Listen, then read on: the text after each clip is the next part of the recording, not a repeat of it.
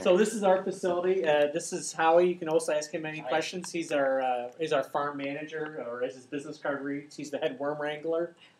So this is our facility. We're just south of Rochester. If you know Western New York geography, we're at the westernmost of the Finger Lakes. We're at the north end of Canisius Lake. We're co-located on a 1,000-head dairy, and really what I wanted to bring into the organic space was just because you're science-driven and you can be professional, you can still be organic. Organic doesn't mean we all have to have one cow and live on 1 acre of ground. And so our whole goal when we did this was we wanted to make a professional product for professional growers. Instead of really looking at vermicomposting as a waste management technology, we wanted to look at it as an organic fertilizer production facility. So everything we do and how we manage the facility is meant to make this consistent, uniform, and reproducible product.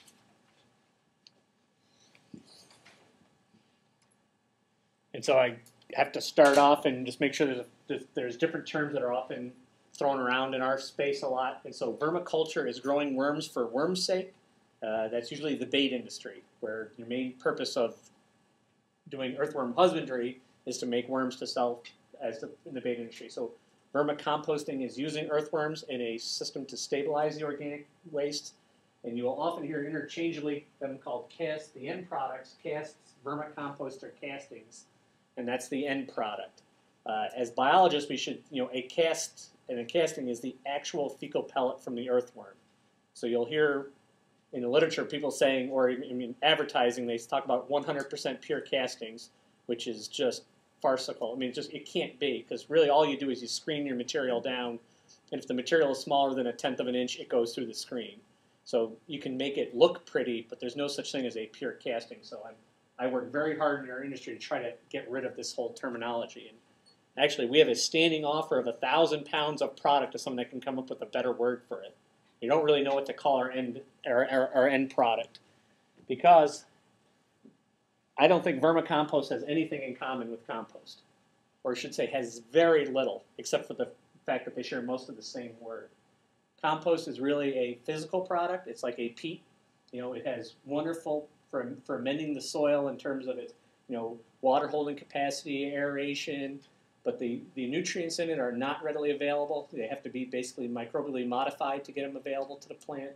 And the biology in compost tends to be thermophilic during the active composting process, and they're not a lot of readily available. These communities work as well as the mesophiles would in a vermicomposting. So, and it's just about impossible to get a consistent product from composting. The middle of the windrow is hot and dry. The outside is cold and wet. The sweet spot tends to be inside the rind and outside the middle. While in vermicomposting, we do a layer case, and so we're always keeping the whole active part of the vermicomposting is very dynamic and consistent.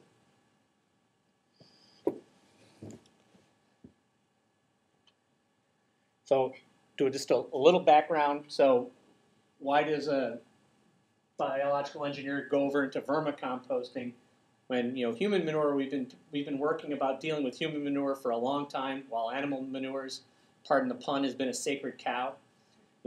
Going after the farmer was like knocking the apple pie out of mom's hand. But it took about 20, 25 years, but finally the regulations were promulgated. The CAFO regulations came into being, and now farms of all of a certain size have to account for all the nutrients generated in their manure. They have to show how every pound of nitrogen is going to be handled. So you have to, if you generate 1,000 pounds of nitrogen and you're growing corn, you have to show you control 100 acres of corn that'll each use 100 pounds of nitrogen. So these guys, instead of, it used to be however much land you had, however much manure you had, X divided by Y was your application rate. Now the application rate is driven by crop needs. So these guys their application rates have been cut. They've all had to get larger because the revenue per animal has been going down, and the economy as a scale needed for the milk cows have driven them to larger herd size. So you have more cows, more manure, and a lower application rate. It has really caused a crunch. So these guys are now controlling land they don't want to, just to handle their manure. So I looked at it as an opportunity as an engineer. You had animal agriculture that has too many nutrients in the form of manure. And we have plant agriculture that wanted to be more organic, more sustainable. So somehow we had to fix the problem from animal agriculture and link it to the need in plant agriculture. And we really thought that vermicomposting was uniquely positioned to do that. So this is on our farm, and it's not our farm. I'm a tenant on the farm. I didn't know them 10 years ago. This was their existing, this made them a very progressive operation. They had a 1 million gallon lagoon.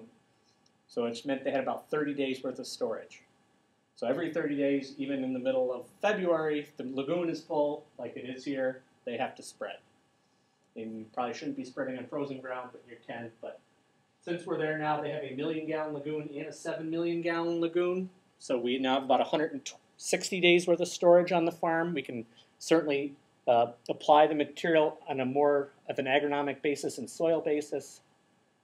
But what we have to do with the manure is we basically got to squeeze the solids out of it, because you can't, manure is like, it falls out of the back end of the cow is like runny oatmeal. It's about a 6% solid slurry. It's very difficult to pump because it's got too much solids, and yet it's not a solid enough that you can stack it because it just spreads like oatmeal. So the very first thing we had to do is put in a separator where we're going to basically squeeze the manure. The farmer wants to keep the liquids because he wants the nutrients that are economically applied.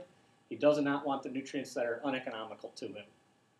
So the lesson learned here was our first manure separator. So the people from the human manure industry all wanted to move into the ag space, but cow manure is vastly different than human manure. This unit malfunctioned within about 30 days, but it had serial number 002, which should have been a tip-off to us. Instead, we went with nice German engineering on the right there. That's a fan separator, and that thing has been working nonstop for 9 years now. So after we can take the solids out of the manure, so now we have a liquid that is pumpable. So from that 7 million gallon lagoon, we have about 5,000 feet of drag hose, and he can reach all these fields. So instead of causing the soil compaction from having the weight of the spreader and having to go out every 30 days because the lagoon was full, he can time it now. He can apply it when crop residues are right, the soil conditions are right. He doesn't cause compaction.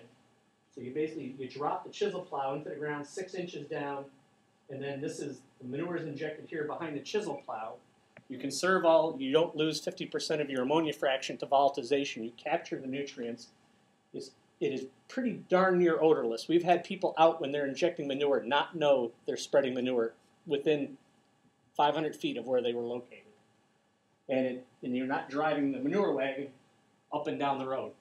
So it's really turned into we looked at when we set up the facilities, we had to prove we could integrate into animal agriculture and get our material adopted by plant agriculture. Well, we really hit a home run with the animal agriculture people. It's a great model. We even capped the one lagoon, and they flare off the methane for carbon credits. It doesn't pay to generate power from it, but the farmer is probably saving about in the neighborhood of $400,000 to $600,000 a year in spreading costs now. And he's a much better neighbor, and it's much more better environmental stewardship. So, but again, that's a great part of the story. But for us, we look at our facility as being an organic fertilizer facility, and we think it was incredibly key that we secured a single consistent feedstock, because I say vermicompost is not a material like iron. It's more like saying sausage. It's a process, not a product. And so what you put into that sausage, pork, veal, chicken, fish, is as important, and then how it's prepared, to use my sausage analogy, a cook doesn't use a cheddar brat the same way he uses a breakfast sausage. And so you got to think of it the same way with the vermicompost.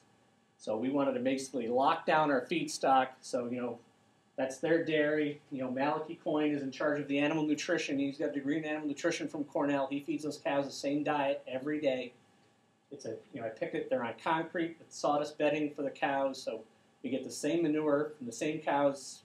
We prepare it the same way every time, and so we like to. Our little mantra is consistent, uniform, and repeatable.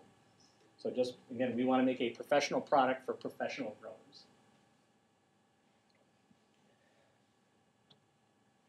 So this is the Coyne farm. These are their production animals. They have about 1,600 Holsteins, about 850 to 900 being milked at any given time. They are a dairy distinction. What's important is we are certified organic by OMRI.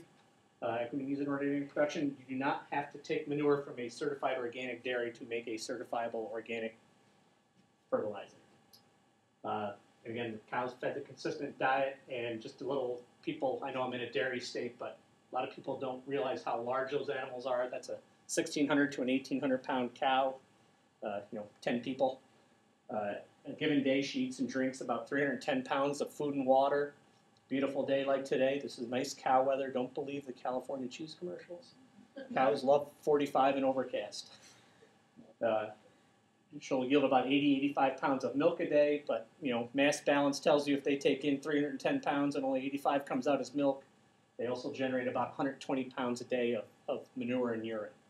So very straightforward engineering. You have 1,000 milk cows, which is the only manure we take, 120 pounds per day from each animal. There's 120,000 pounds of organics generated. To put on my old human manure hat, that would be equivalent to a city of about 35,000 people. And it's managed by 2 brothers in their 80s, 3 of their kids in their 40s and 50s, and 4 or 5 of their kids. I mean, ag is that efficient. And I get kicked out of the engineers union if I don't show you a process flow diagram. So there it is. Basically, you have a cow, we get the raw manure, we have the separator. You saw how the liquid fraction it goes through the separator, and the liquid fraction goes into the lagoon and eventually land applied. We have the solids. We do mix in a little silage, off-spec feed that gets pre-composted. We only compost for about 30 days, and then it goes into the vermicomposting. We screen it. We get our end products. So the rest of the talk will kind of run through a little bit of that. The other component of being an engineer is you have to show an aerial diagram whenever possible. So this is the dairy. So that's the 1 million gallon lagoon. The 7 million gallon lagoon is up the road. This is Interstate 390 for Matt Geek. So Rochester's 20 miles north, but this is us. And so whenever people tell me they have a large facility, I look for them on Google Earth. You can tell people lie a lot. Oh, I've got a great big facility. Look on Google Earth. I look like that. If you don't look that big, you're not as big as I am. And that's a nice little muckland finger right there. That's soil to the south of us. So you saw this already. We have to squeeze. The first thing we do with the manure is we squeeze it, and then we have to mix it. Large agricultural TMR mixers. That's a scale. Operators in the front end loader. That's the mixer. So basically, he watches the scale, and every day we make our 33,000 pound recipe. And so he's watching it, and so it's about 8 parts manure, 1 part silage, and a half a part of our own compost. We bring that back in, about 500 pounds of the previous batch back in. You don't have to for compost, but we do feel this helps us in our uniformity. And then nothing special, but again, everything we do is under roof and on concrete. But then we have in-vessel aerated static pile composting. Materials are loaded in. There are floors on top of this. I just use this picture so that you can see what the aeration plenum looks like underneath it. So when we made that recipe outside in the mixer, it's carbon and nitrogen ratios, porosity, bulk density. We're basically making microbe chow. And so microbes have everything they need, but now we like aerobic microorganisms, not the anaerobes, which is what manures and cows are anaerobic digesters walking around. So we got to put the air to it. And so that's what the only addition we do is about every 20 minutes you have to do about 5 pore volume changes of air. And then once you got oxygen, you got food, you got water, you got shelter, you get these humongous microbial explosions, and we can take a pile from 50 degrees, like it is probably this time of year, up to 170 degrees in about 36 to 48 hours. And you think about that, if you had a hot tub with 33,000 pounds of water in it, and you had to raise it 100 degrees, you think about how much propane you would go through. And you sit there and you go, well, where did that heat come from? And I always do when I give the tours, I go, well, where did the heat come from? Walk around the building, look for the propane tank. Well, where did the heat come from? And you go, microbes. These things you can't see are causing this humongous macroscopic effect. And the heat is it's their metabolic energy. It's like put 20 fat guys in a small room and feed them Thanksgiving dinner, everyone sweats. It is. There's that many of them, and they're just going to town.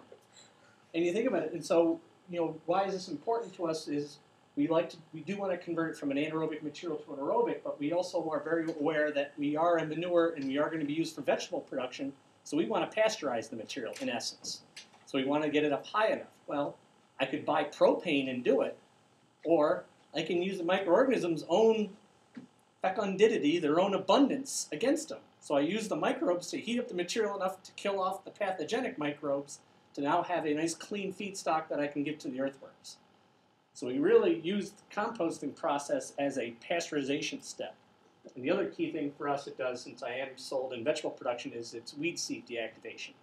So I meet all my pathogen destruction requirements. I don't say pathogen-free to those who are at lunch, because there's no such thing as pathogen-free. It's below detection limit. And then also weed seed deactivation. And now we basically made, so this is microbe chow, and now after composting, now it's ready to become worm chow.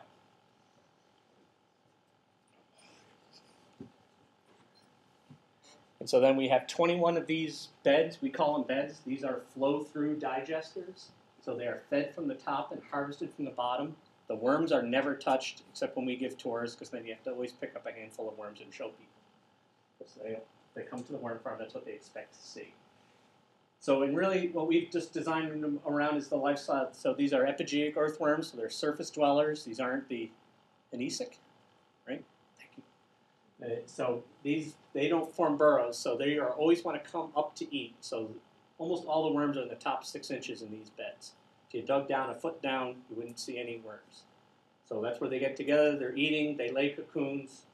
And so the material is then harvested from the bottom every week. We'll take about 2 inches off the bottom. When we take a harvest, all the material will settle 2 inches. I have a new 2 inches of freeboard. This is a feeder unit. It can move on its own little railroad tracks up at the top. And we'll put 2 inches of new material on the top. The worms move up into the top. So in essence, it's a counterflow system. The worms hold their own spot while the material falls down by them. And it's about a 45-day retention time, 47. Those cocoons have a gestation period when they lay their eggs of about 30 to 35 days. The cocoons can hatch, the new worms can come up, and we maintain a very stable population in there. And as we often like to say, everyone comes out to the worm farm, they want to see the worms. They think the worms do all the magic, but what we really like to say is the worms are not really the magic. The worms are microbe farmers. And what they really do is they're facultators for this great accelerated decomposition. They have a crop in a gizzard, like a chicken, so they will ingest the particle. If there's enough grit in their diet, they can fragment it up, and then they inoculate it as it moves through their GI tract, or even their mucus layer on the outside is a very microbially diverse environment. And this fragmenting up, creating this surface area effect, really is what accelerates the decomposition. The story that I told at lunch, sorry if I repeat myself, but if a tree falls down in the woods for 20 years, that tree will slowly break down from the rind in. If you put the same tree through a wood chipper, within 5 to 7 years, the wood chips would break down. If you turned it into sawdust, the sawdust would break down within 18 months. You didn't change the mass of the tree. What you changed was the ratio of surface area to volume. So it's the worms that crop in the gizzard, they are creating a huge bloom of surface area, and then they're smearing all their great microbial diversity on the new surface areas. So what would take 2 years to stabilize is done in 70 days. This is why vermicomposting is so fast. Compost takes a year. It really does. If you want to make a nice stable compost in this environment, we live in the temperate, humid Northeast, it would take a year. 70 days, I'm putting it in sealed bags. Back into the cow, sealed bag. So in the organic stabilization universe, we're like the Starship Enterprise. But the worms themselves don't eat the waste. They actually like to, you're not supposed to say actinomycetes anymore, right? We're supposed to say actinobacters now? Bacteria. Actinobacteria? Yeah, actinobacteria. Okay. But that seems to be more in, so they don't eat the waste. What they do is that accelerate of it. And so here's kind of the schematic for the flow through. Blue squiggles are supposed to be the worms. I shouldn't have put any blue squiggles down low, but showing them all on the top, and basically this is us dropping the feed at the top, and when we harvest, we'll move this breaker bar across the bottom. That's about the only picture I had before we filled it up. That's what the bottom of the bed looks like. It's just a wire mesh grate. So the engineering is all in getting that right. So, and I said, so we have all this nice technology, which is great, that lets us practice, but what we really practice is animal husbandry. Because the story I tell again is another analogy. You can build a dairy barn, you can make a nice milk parlor, I can stick cows in it. That doesn't make you a dairyman. You have to learn the animal husbandry aspect. So all this equipment lets us keep the worms happy. And Howie's job back there as our head worm wrangler is, we often say we work for them, they don't work for us. We're concierges. We bring them breakfast in bed. Can we bring you a drink? Should we turn up the heat? Should we turn up the air? Everything we do is about keeping them fat, dumb, and happy, moving through it. So this is truly an example of how nice it is in our buildings. When we give tours, we'll often feed people right next to the beds. And these are hort people, not animal side people. This is Cornell's hort department came out. And it literally is nicer often inside of our buildings than outside of our buildings.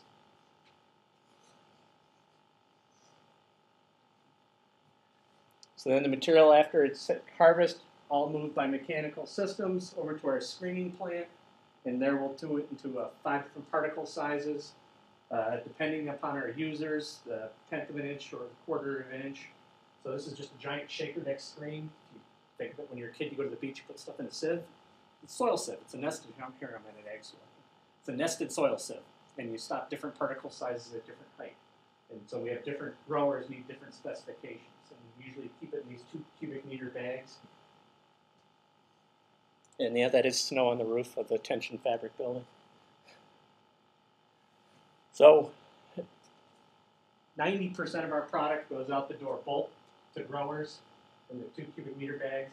And of that, probably 60 to 70% goes into potting media. And of that, most of that potting media is for vegetable plug production. We do have a line of retail products. We're in, 300 or 400 lawn and garden centers, hydroponic stores. And then we sell a lot of our product that took us about 5 years to develop was a shelf-stable liquid extract product. So basically a liquefied version of our fertilizer. That's as biologically active, but can be sealed up in a container for months. As we like to say, it's really all about the quality. A lot of people do vermicomposting, think that people will buy from you because they love your story. And as we like to say, we're about the real good and not the feel good. People don't buy from you again for the story. And so, you can't keep stressing that. When you read a paper about somebody did something using vermicompost, you have to be very aware that it's that material in that application. It's not going to be as transferable as you might think. And realize that you're not done when you make vermicompost. Your end product is a component of some grower's growing system. And you need to take into account what his expectations are, what makes his life easier. His or her, sorry. That's what I should stop. So, and then that's kind of making of the vermicompost, which was our first 5 or 6 years of our company. So we wanted to make sure we could really standardize it, make that same product that was the same physical, chemical, and as far as we could tell, biological properties on a batch-to-batch basis. But now we had to show to the growers that the adoption of it, that we could help them produce plants that had consistent and uniform properties, and that they could grow plants and save themselves, and they could be green and organic and sustainable, and at the same time save themselves some money. So this was some work we did at, this is our, not all vermicompost is the same, unknown to us. Neil Madsen's in the horticulture department at Cornell. He started using material, and he kept hearing me say that vermicomposts were very different. And so this is probably the second leading vermicompost producer. It grew nice enough plants. But then there was us, and then you looked at them side by side, and it was for tomato production, it took 5 pounds of the industry standard vermicompost to equal about 1 pound of ours in tomatoes. So this guy grows for the bait industry. And so when he's done, he harvests his worms, and then he sells his end product, and he calls it vermicompost. It is. It's not the same, though. And so, yes, you can buy his stuff for 50% cheaper, but you need 5 times more of it to get the same effect. And I'm not trying to do that to put him down. It's just, if you're a grower, you just need to be aware. And so with our extract, this is basically where we took us about 3 years to come up with a process where we can make a stable material. It's filtered and it's stored. And it has the same, our vermicompost has been shown to be very suppressive with pythium. We're going to get to this a little bit later.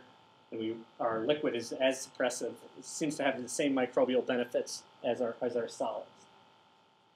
And we can make about 15,000 gallons a week now of the liquid. So in essence, here's our facility again.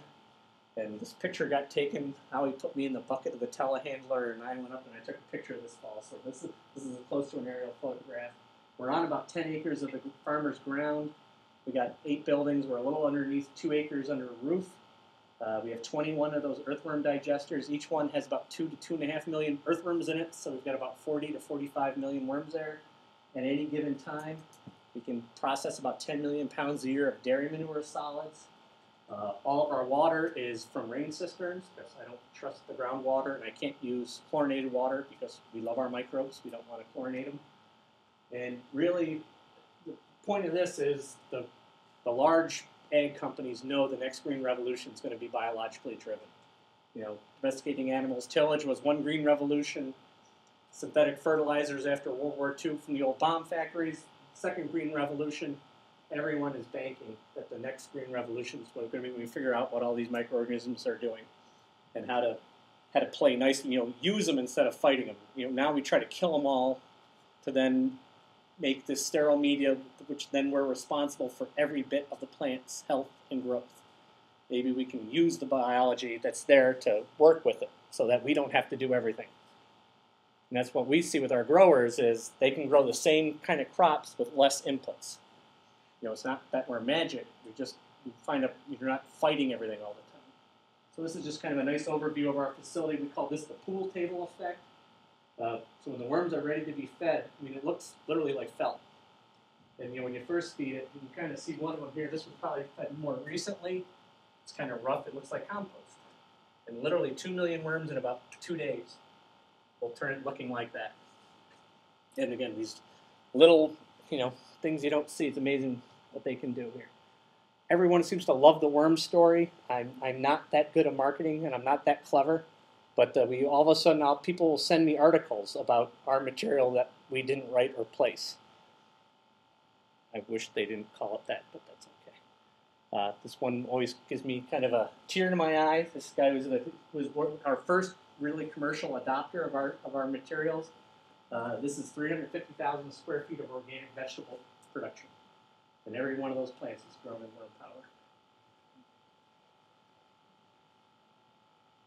And so his biggest fear when he adopted organic production methods was the consistency of the material because greenhouses are very automated, very expensive equipment that all has to run. And so this is from plug production, and this is integrated pest management. So these are his beneficial in here. And so these are peppers growing in various stages. Love, you can see he top dressed with the vermicompost, and the top dresser didn't work this year. But then when you go from your plug tray, so this is 336 pepper plants that now have to go into 4-inch pots. This machine is right out of Dr. Seuss. It just comes down, grabs them, and so every claw has to grab a plug every time, no jam, no sticking to the claws. And he goes, I didn't think any of the existing equipment would work with organic materials because they're not consistent, they're not uniform. I'm going to run into efforts. And his organic greenhouse runs better than his 1.2 million square foot conventional greenhouse. He's adopted half the practices in his conventional production. And he says it gets better worker retention too. So we are very proud, you know, we are geeks. We fly our geek flag high. So we really wanted to characterize the process and characterize the materials. We didn't want the growers buying because we say so, so I work a lot with universities to do third-party peer-reviewed research, and you know, we've had a good long run of it. We're starting to work with a lot of other universities now too, but the disease suppressive stuff was the most, you know, I'm not a plant pathologist in any way, shape, or form, was using them, and very proud of we had a 6-year relationship. Allison Jack got her PhD from Cornell in plant pathology, and then she was awarded an NSF postdoc, international postdoc, and was over in Wageningen for a year. And it was the only one in the ag sciences. I mean, NSF postdoc is astronomy to history. And she was the only one in the ag space, and her advisor tried to originally wave her off of doing her research on vermicompost. She said, real scientists don't play with worm poop. And so she got her NSF postdoc. She had the button that said, who's the scientist now, bitches?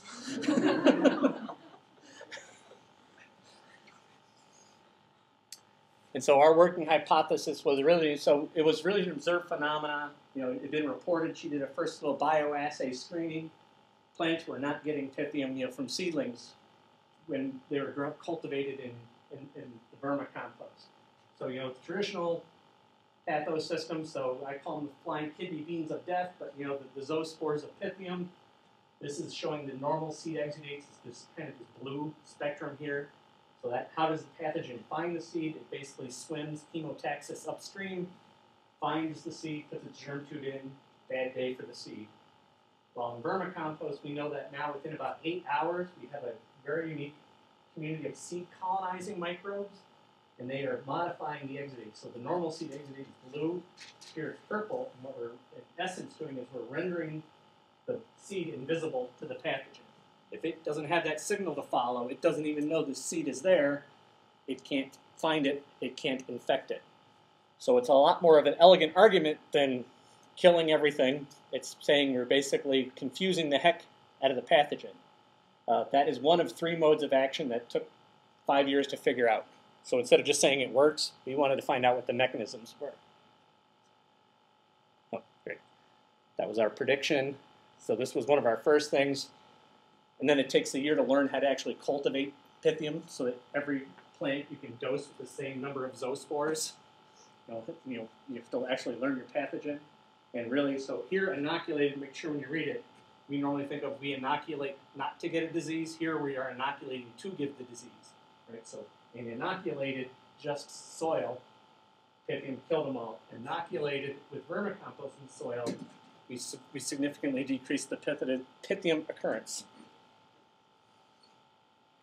So here where you can kind of see, and we even did it in sand, trying to eliminate as many variables as we can.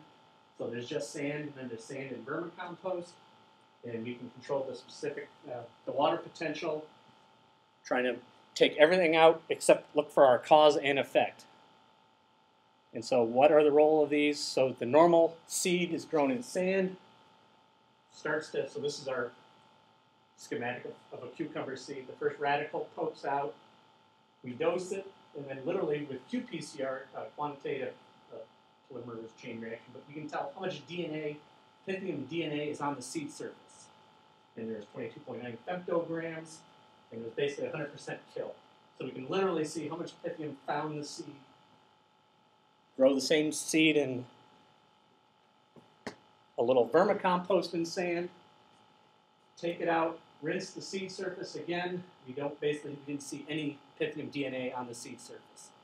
And we kept making this instant shorter and shorter. How long? We exposed the seed to vermicompost, and it's 8 hours only. If you just expose that seed to vermicompost for 8 hours, it will be suppressive the rest of its life. So instead of looking at 10,000 species of microorganisms, we now have to look for seed colonizing communities that can take hold in only 8 hours.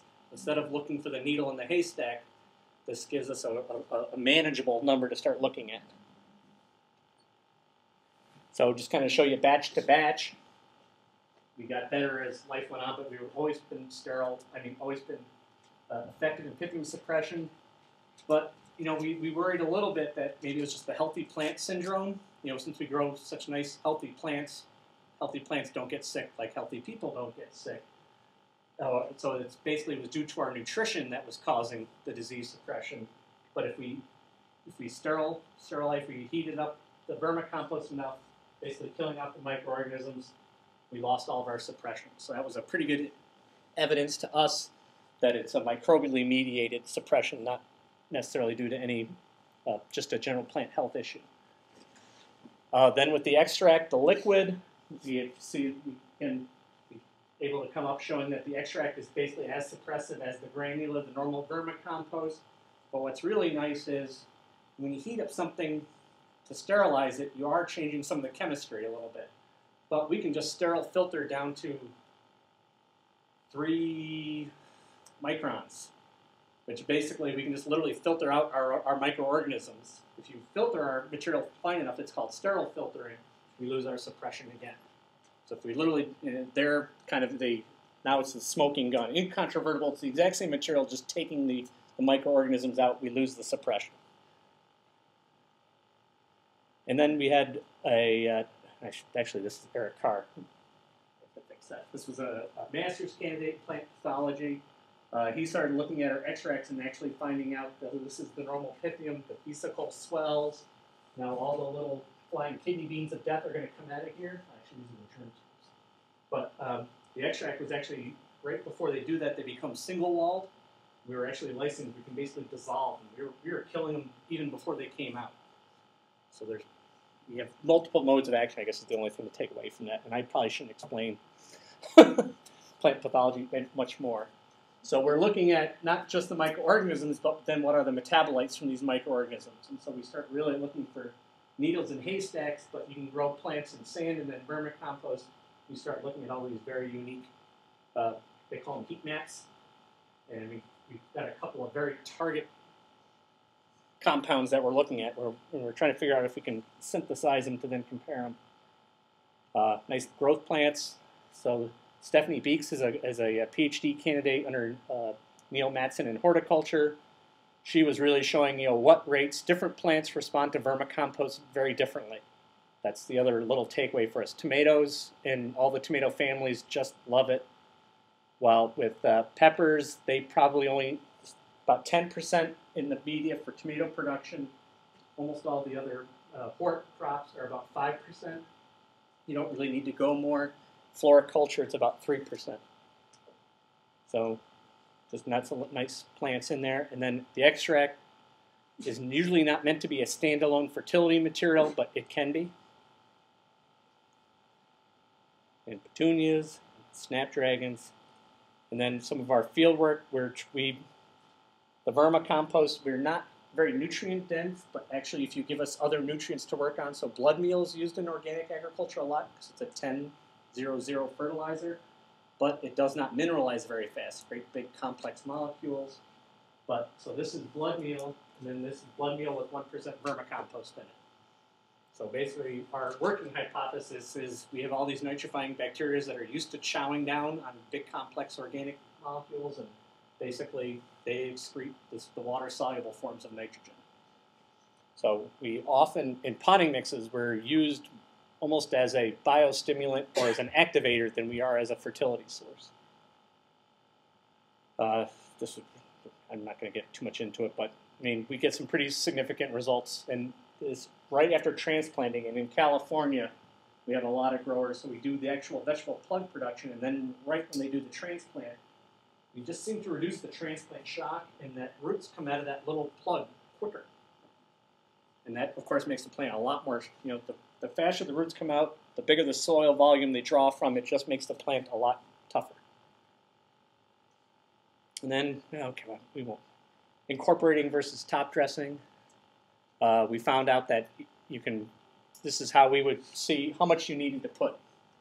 So, once we got, for peppers, you can see once we're at about 5%, there's really no reason to go higher. Yeah, you grow bigger plants, but hey, they're not statistically significant difference, and that doubling the amount isn't going to be worth the cost. So we would look for where the curve would break, and that's how we would set our application rate in the media. So tomato, you can see this is why we go for 10% with tomato in the media.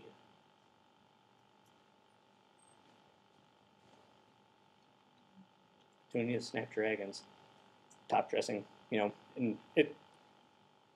we take a lot of pride in the fact that we know we're not selling snake oil. I mean, this is real. I mean, this is just across the board with crops. This is Metro Mix 330, and this is Metro Mix 330 with 12% vermicompost in it. I mean, we just grow plants, and they're very tough plants. I ask my commercial growers why do they buy it, and I hold my breath, and they usually say things like vigor, which drives me crazy as a scientist. How the hell do I measure vigor? But they just say the plant handles all the stresses, drought. It's just gonna take everything doesn't get perfect treatment all the time. It just really seems to help the plants handle the inequities of life. And as we often say, we're about the real good and not the feel good. We really are organic. We really do a lot of product safety. We're a great source of nutrients. This is not just for own product, but you can get here with organic agriculture. You just got to do a lot of homework, but we can find different ways to have these production systems. And so here are our little warriors heading out to war. There. Thanks.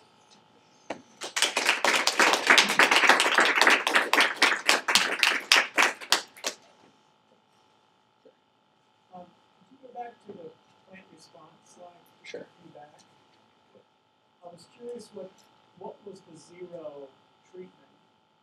You have the different percentages of the vermicompost added. Right. So what was the baseline? Zero was a metro mix, which it wasn't a zero, but it was a pretty minimal fertility charge. So yeah, you feed a plant, it gets bigger, but there is a base level. It's not no nutrients, but it's not nearly as much as when we put 4% of our.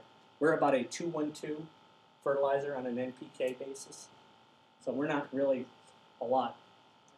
And that's what we're struggling to figure out is how can these plants that normally, it's very good science that yield response curve. You put down 100 pounds of N, you get 120 bushels an acre. How can our guys grow? You put down 30 pounds of N, and you get the similar yields. So I often say we don't have to be better than synthetic conventional fertilizers. If you can get to the same spot but not have that same level of inputs, I mean that's a home run to me.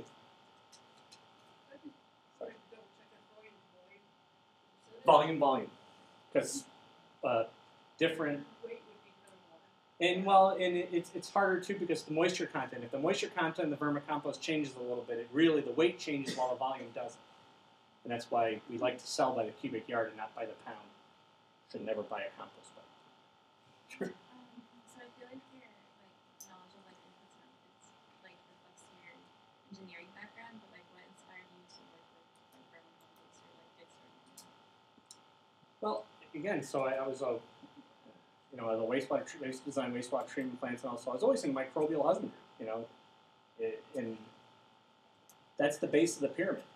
As long as you keep the microbes happy, then you can get higher order organisms all along. And and I was an engineer, but I was in the Peace Corps as an ag extension agent in West Africa, and I worked summers on a dairy farm. But I was my undergraduate was physics and math. I mean, I was schizophrenic. But the vermicompost, it's science is my religion. And this is a way. But I believe we need to be more sustainable and organic and be better husbanders of our resources.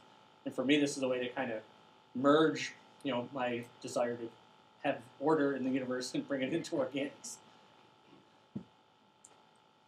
So you start out kind of talking about how you're located strategically next to this really large farm with 1,600 head of cattle. And it seems like you're doing really well in terms of how successful you are. I'm wondering, are you maximizing are you basically taking all of the waste from the cows right now, or you're just taking a small percentage so you can continue to grow with that kind of feedstock? Right. At that farm alone, I'm only taking about 40 to 45% of their dairy solids.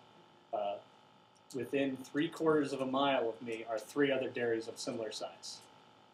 I could go 10x and probably not even have to move off my plot of ground that I'm on. There are 85,000 cows within 30 miles of me. And again, these cows, there's 3 great dairy concentrations in the country. California, the Wisconsin Dells, and the Finger Lakes of Western New York. So but of course, I ship a lot of material to California, so I keep looking at, there's a lot of dairy in California, that just becomes engineering then. Which is it better, to be near the source of material or your market? Well, probably you're better near your source of material because you don't want to ship something that's 94% water versus shipping something that's a value-added product. So I had a second question kind of based on this idea around kind of consistency and quality, which is wondering whether you've ever tried changing the source, basically the herd that it's coming from, and to see kind of how much it's the engineering versus actually the feedstock that influences kind of your results. You must be around when I daydream. Well, that's exactly where I think this technology can go. I could make designer materials. But what I then need, though, is I need the horticulture to tell me, or the microbiologists to tell me, give me a spec. Engineers are, if you give me a spec, I will design a system to meet your spec. So my problem now is I have to design a system, make a material, trial a material to see if it works, then they try to figure out why it works, and then I got to go reverse engineering. But you have to do that the first time. But what I'm hoping now is that once we find out these effective things, and I guarantee you, right, if I use pig manure, chicken manure, human manure, it's going to be a vastly different material. It's not to say worse. I don't know what it'll do. Or even a different herd. I wonder how much a different herd is going to change. Right. I think our area would pretty be, this hay corn silage, because the feed that you feed the cows, I think, is what's going to determine, A, they're all Holsteins, and B, they're pretty locked into similar types of silage feed. So I would. People say when they're like changing between silos that they have to mix it, otherwise it causes all sorts of problems for the cows. It does. The age of them, and that's why Malachi Coyne has a degree in animal nutrition. That's his job, is to make sure the cows get the same diet as much as possible on any day. He's got gigantic bunkers that he's mixing and matching from. I would guess on those farms the ratio of corn silage to haylage could vary, Mm-hmm. but probably most of those farms are, like you say, within reasonable. I'm stunned by the science that there is in animal nutrition. It is, and they work on margins that are teeny to get, but I make it a point to go talk to Malachi, on a regular basis and say, don't be jinking with anything and not telling me. And when I was siting, the number one thing I used to be scared to death of is if they were going to worm the cow. If they use a vermicide. If you have a vermicomposting facility, you don't want the farmer worming his animals. Vermicides and vermiculture don't mix. Which is why I've kind of shielded away. Horse people worm their animals a lot. I've kind of shied away from horsemen. Is it cheaper, or are farmers happy to give their waste to? Because it looks like they also want to export nutrients out of their land. That's exactly what they want to do. Win-win. It's a win-win. From an industry that didn't really want to talk to me 10 years ago now, the number of guys that say, the next facility you build, you come talk to me first. So he got rewarded because he was the first penguin off the iceberg and the shark didn't get him. The next guy is going to pay me to locate on his ground. Not much, but, And it's true. It's because, right, they're so efficient now with the feed and the animal. They, it used to be, you need 1 acre of ground to feed one cow, and the manure from that one cow could go back on the 1 acre of ground, but now you can feed a cow with about 0.8 acres, and the cows are so efficient, though, that they generate about 1.4 times more manure. So, the ratio is skewed, and instead of every farm having 100 cows, which then meant that every field was probably within a quarter mile of the back end of the cow, and when you have 1,000 cows, some of these fields are now 2 miles away.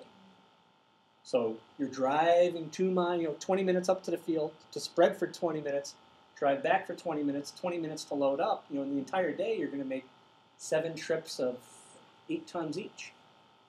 When now we take the solids out, now it's liquid. He's 1,000 gallons a minute that injector goes at, which is great from an agronomic point of view because they can get that full million gallons out. They can get 1 million gallons down in 4 days. And they can apply it right when the soil conditions are right and right when the crop would need it. So we have almost as many tours that come out for the waste management end of ours as we do for the horticultural end of ours. What we do. I was curious about your business model. Do you have, initially and through this time frame, just private investors? Yep. Is that how you work? That would need more beers to go into how you have to finance ideas than might exist in the state of Vermont. But Grants? Maybe grants? the grants is for the sign. Most of the grants, everyone thinks, oh, you got $2 million in grants. Cornell got most of it, But I shouldn't say, but the part I get, then let me collect data. I know you guys as academics are always like, you go to the farmer, well, what did you do? He's like, well, because you can't, data collection is very time consuming and expensive. And so what it really allows me to have done is we know every pound. I can tell you how many pounds we process to within 5 pounds in the year. And we know what we sell. And so here's my pet if there's a soil chemist around. So I do a true mass balance. So I know how many pounds came in and I know the average concentrations, right? So as an example, if 100 pounds of calcium comes into my facility, 110 pounds of calcium go out. It's not possible. I can't. I think I make calcium more detectable by the analytical instruments. Not only, we make it more plant available, I think I make it more analytically available. So that's my only, otherwise, I got to go back to grad school for physics. Conservation of matter is breaking down. What's a alternative method for managing the excess application that you would have? For the manure, Yeah. they rent ground that they don't need. And so that gets farther away. So, and we've literally, around where we are, 20 years ago, you could rent an acre for about $35, $40 a year. And so you'd spread it. But now it's about $150 a year to rent ground. And so that's literally what you have to do is you have 40 tons of manure and your nutrient management plan says you need 80 acres of ground for corn, but you only got 60. You have to go rent 20 acres of ground to spread it on. Or find somebody to take it. Oops. Hey. Sorry about that. Thought I had it off. Or you have to find somebody to take it off your hands. I mean, and so what the situation we're in American agriculture now is we have watersheds that are set. We tend to specialize because land grant universities it becomes an expert. There's probably a reason weather-wise and land-wise, but then also expertise-wise. So you get these clusters of dairy. I mean, I can't say the Finger Lakes is super perfect for dairy. It's just now got its own critical mass. So you have these watersheds that are just truly saturated. I mean, for 100 years, they've had thousands of cows running around on them. So really, the solution is you got to get those nutrients out of those watersheds. And to do that, you have to turn it into a value-added product that can offset the transportation cost and the processing cost. And then you get to replace the synthetic substitutes that plant agriculture wants to have. But you can't ship manure. The model just doesn't work. It's just too objectionable material. It's not economically valuable enough. So you have to turn it into a value-added product, which is really almost one of the things that draw me to vermicomposting, because it's probably the highest value organic product on a per pound basis.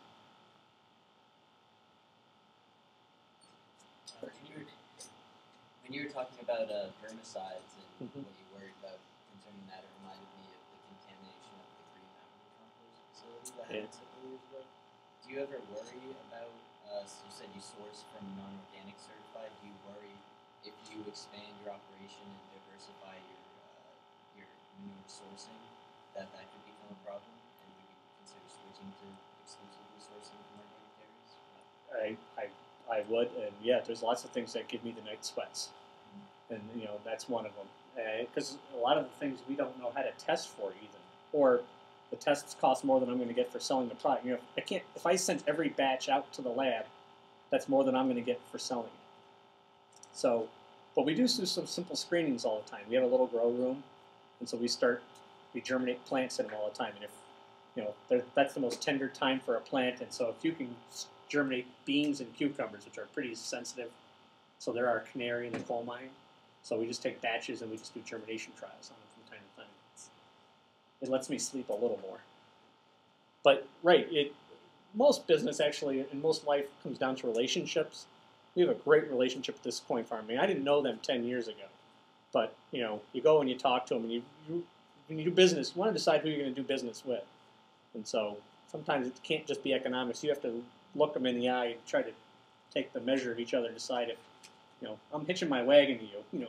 You do something wrong. If they didn't like me, they could turn off the spigot. I mean, we won't get that.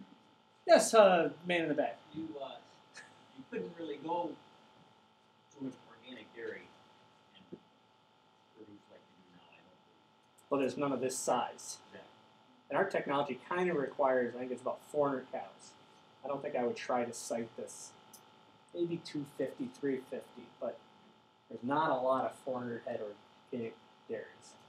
And I think it's more because of the regulations than it is the fact. This dairy they're in the dairy lead cooperative, they don't use any hormones. But some of these grazing requirements and the other things for the dairies they're not really, they were written for not necessarily the conditions in the Northeast.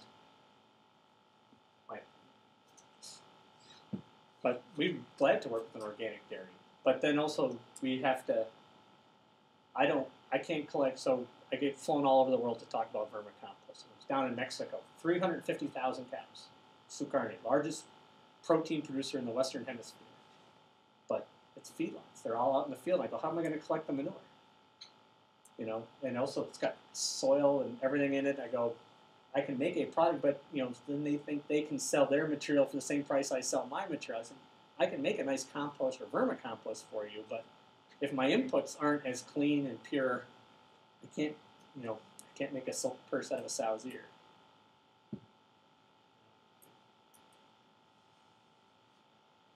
Another metaphor.